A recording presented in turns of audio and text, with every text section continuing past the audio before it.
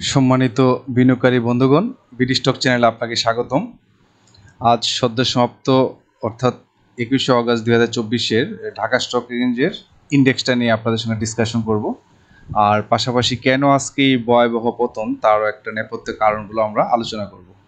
তো আজকে ঢাকা স্টক এক্সচেঞ্জে ক্লোজ করেছে হচ্ছে ইন্ডেক্সটা 5606.96 পয়েন্টে, যা গত দিনের তুলনায় 108.40 পয়েন্ট নেগেটিভ এবং 1.90% কিন্তু নেগেটিভলি চেঞ্জ আসছে। তো আমরা দেখব যে আজকে যেসব স্টকগুলোর কারণে ইন্ডেক্সটা পতন ঘটছে বেশি, সেগুলো হচ্ছে ইসলামী ব্যাংক প্রায় 13% কিন্তু নেগেটিভ ইন্ডেক্স চেঞ্জ করে দিয়েছে, ব্যাট বেসিও প্রায় 8%, তারপর square pharma 7%, GP Grameen phone 6.39% negative, BRAC bank 5.24%, Renata 3.67% negative, তারপর লাফার্জ হোলসিম 3.4%, ভ্যাকসিনকো ফার্মা -3.29, পোবালি ব্যাংক -2.5, অলিম্পিক -2.4। এই স্টকগুলো কিন্তু নেগেটিভ হওয়ার কারণে কিন্তু ইন্ডেক্সটা অনেক বেশি নেগেটিভ হয়েছে, কারণ এদের শেয়ার সংখ্যা তো অনেক বেশি থাকে।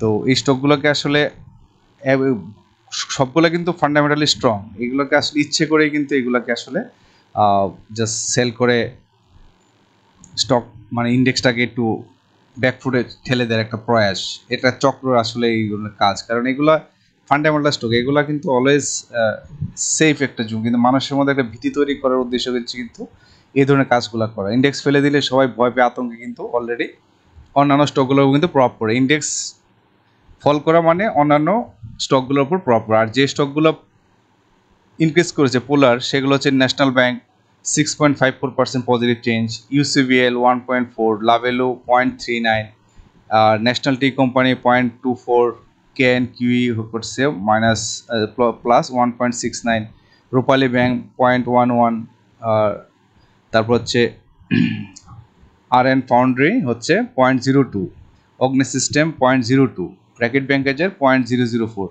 এগুলো খুবই নেগলিজিবল, আসলে এদের চেঞ্জে খুব একটা ইন্ডেক্সে কিন্তু প্রভাব পড়ে না, যার ফলে আমরা দেখতে পাচ্ছি টোটাল আজকে কিন্তু নেগেটিভ ছিল হচ্ছে 372টা স্টক, আর ফ্ল্যাট ছিল মাত্র 12টি, আর আপ ট্রেন্ডে ছিল মাত্র 11টি স্টক।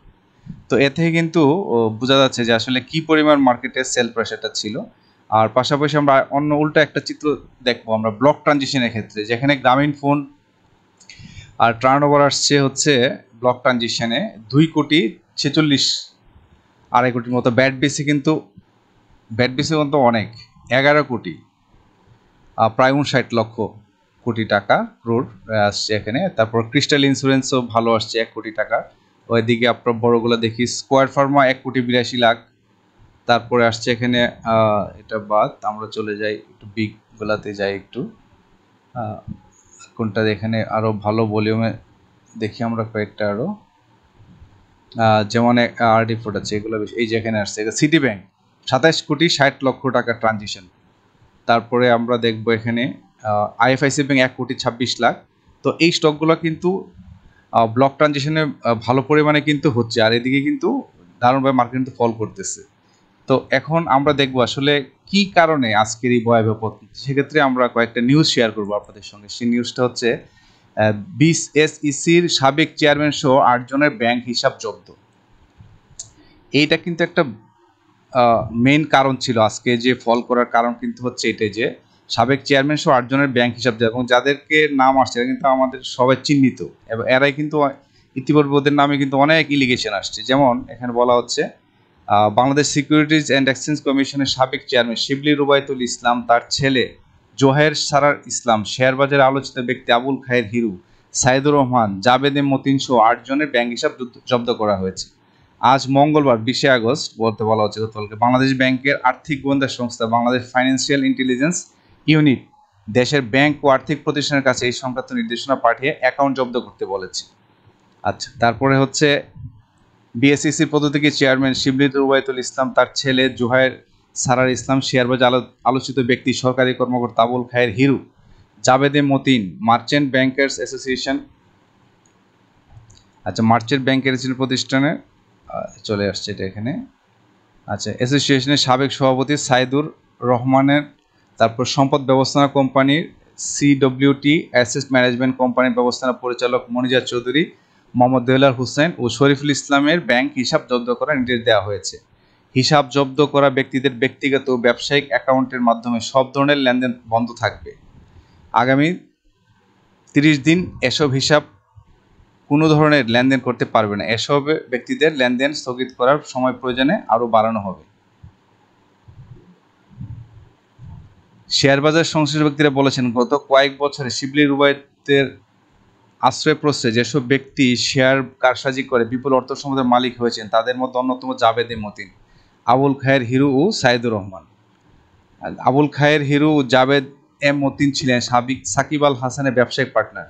সাকিব আল হাসান, জাবেদ মতিন, হিরু শিবলি রুবায়েত ইসলাম পৃষ্ঠপোষকতায় গড়ে ওঠা দুষ্টচক্র। কারসাজির মাধ্যমে তারা বিভিন্ন শেয়ারের অস্বাভাবিক মূল্য বৃদ্ধি ঘটিয়ে বিপুল অর্থবিত্তের মালিক হয়েছেন। বিভিন্ন সময়ে তাদের এসব অনিয়মে তথ্য গণমাধ্যমে প্রকাশ পেয়েছে, কিন্তু শিবলি রুবায়েত নিজের স্বার্থে এগুলো আমলে নেননি, বরং গণমাধ্যমের খবর প্রকাশের পর তারা আরও বেপরোয়া হয়ে ওঠেন। এই ছিল একটা মেসেজ। আর একটা আমি খবর শেয়ার করব আপনার সঙ্গে, সেটা হচ্ছে ঢাকা স্টক এক্সচেঞ্জের সিএসসি এর স্বতন্ত্র পরিচালক পদকে নিয়োজিত দেওয়া হয়েছে, এটা একটা নিউজ। আরেকটা নিউজ হচ্ছে এস আলমের 6 ব্যাংকের শেয়ার বিক্রি ও হস্তান্তরের নিষেধাজ্ঞা আরও। এস আলম সাইফুল ইসলাম, যে এস আলম গ্রুপের এস আলমের 6 ব্যাংকের শেয়ার বিক্রি ও হস্তান্তর নিষেধাজ্ঞা আরোপ করা হয়েছে।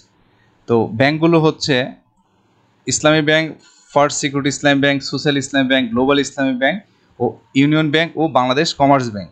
তো এক প্রজ্ঞাপনে বলা হয়, এস আলম গ্রুপের আওতাধীন 56টি প্রতিষ্ঠানের ক্ষেত্রে এই নিষেধাজ্ঞা প্রযোজ্য হবে। বিএসইসি জানিয়েছে, এস আলম গ্রুপের নিয়ন্ত্রণে এসব ব্যাংকের কিছু ঋণ বিতরণের বড় নিয়ম থাকার কথা এর আগে জানিয়েছিল বাংলাদেশ ব্যাংক, যেগুলো এখন তদন্ত করা হচ্ছে। এই কারণে ব্যাংকগুলোর সংশ্লিষ্টদের শেয়ার বিক্রি ও হস্তান্তরের উপর নিষেধাজ্ঞা দেওয়া হয়েছে। তো এই নিউজগুলোর উপর কিন্তু অনেক কিছুই নির্ভর করে, কারণ যারা ইতিপূর্বে বিভিন্ন গ্যাম্বলিং করে স্টক মার্কেট অস্থিরতা করেছিল এবং সেই সাবেক চেয়ারম্যান সহ তাদের বিরুদ্ধে কিন্তু এই বর্তমান ইন্টারিম গভর্নমেন্ট কিন্তু মানে সব দুর্নীতির বিরুদ্ধে কিন্তু জিরো টলারেন্স। তো সেক্ষেত্রে কিন্তু এই ধরনের যারা কারসাজিকারী তারা কিন্তু এখন আতঙ্কে আছে, তারা কিন্তু তাদের গ্রুপ দিয়ে বিভিন্নভাবে কিন্তু চেষ্টা করবে যে একটা অস্থিরতা তৈরি করতে, যার বহিঃপ্রকাশ আমরা কিন্তু অলরেডি দেখতে পাচ্ছি। তো এটা ছিল একটা বড় কারণ মার্কেটে আসলে ফল করার। তো পাশাপাশি আরেকটা মেসেজ হচ্ছে যে আসলে এটা কিন্তু হচ্ছে একটা প্রক্রিয়াধীন। তো আমরা মনে করি যে এই ধরনের ঝড়ঝাপটা আসবে, তবে বিনিয়োগকারীরা একটু শান্তভাবে যদি একটু হ্যান্ডেল করেন, যদি শেয়ার নিজেরা না ছাড়েন, তাহলে কিন্তু আমরা আশা করি সামনে একটা ভালো একটা মার্কেট দেখতে পারবো।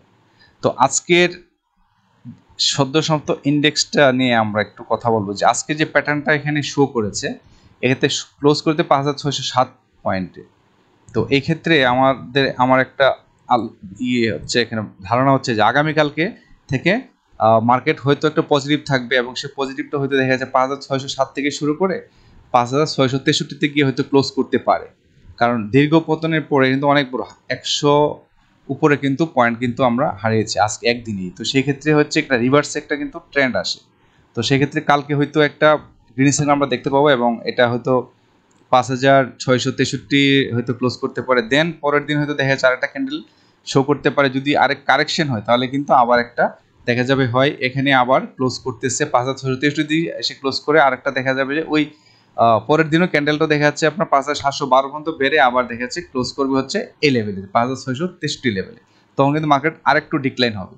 তো মার্কেটটা যদি আগামীকালকে সাপোর্ট নিতে পারে তাহলে এই লেভেলে একটা সাপোর্ট আছে তার, সেটা যে 5512 পয়েন্টের সাপোর্ট আছে।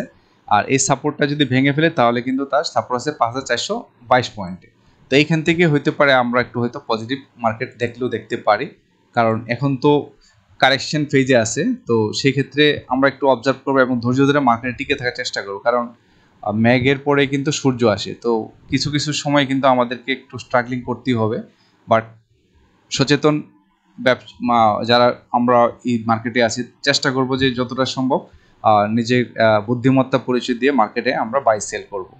তো আগামীকালকে আমার প্রেডিকশনটা হচ্ছে হয়তো মার্কেটটা পজিটিভ থাকতে পারে, এবং পরের দিন যদি পজিটিভ থাকে তাহলে তো ভালো আপট্রেন্ড নিবে, আর যদি না থাকে তাহলে কিন্তু এখান থেকে হয়তো একটা আমরা একটু হালকা একটু হয়তো কারেকশন থেকে এখান থেকে হয়তো 5512 বা 5522 থেকে কিন্তু আরেকটা সাপোর্ট নিয়ে হয়তো সামনে এগিয়ে যাবে। আর একটা নিউজ হচ্ছে যে, তো এটাই আসলে কালকে যদি মার্কেটটা পজিটিভ থাকে তাহলে একটু হয়তো বিনিয়োগকারী একটু আশ্বস্ত হবে, জাস্ট তার কনফিডেন্স লেভেলটা বেড়ে যাবে। তো আমার ধারণা কালকে মার্কেটটা পজিটিভ থাকতে পারে, কারণ এখানে বায়ারও আছে এবং এরকমই হয় বড় ফলের পরে কিন্তু একটা গ্রিন ক্যান্ডেল দিয়ে কিন্তু আসলে একটু এই যে এতদিনে যে পতন, এখানে যে সেলটা, এখান থেকে কিন্তু ওরা কিন্তু সেল করতে হবে। তো এখানে মার্কেটটা কিন্তু ওদের প্রয়োজন, কিন্তু মানে গেমলাররা বা যারা মলিপুলেট করে তারা কিন্তু এটা অটোমেটিক কিন্তু বাড়ায়।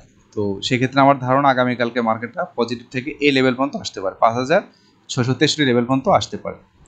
দেন পরের দিন হয়তো 5,712 বাইরের থেকে হয়তো একটা কারেকশনে আবার এই লেভেলে আসতে পারে, 5,122 বা 5,512 লেভেল আসতে পারে। তো আজকে এই ছিল ডিসকাশন। তো আগামীকালকে নতুন কোনো টপিক নিয়ে আমাদের সঙ্গে আবার হাজির হব। ততক্ষণ সবাই ভালো থাকবেন। আসসালামু আলাইকুম।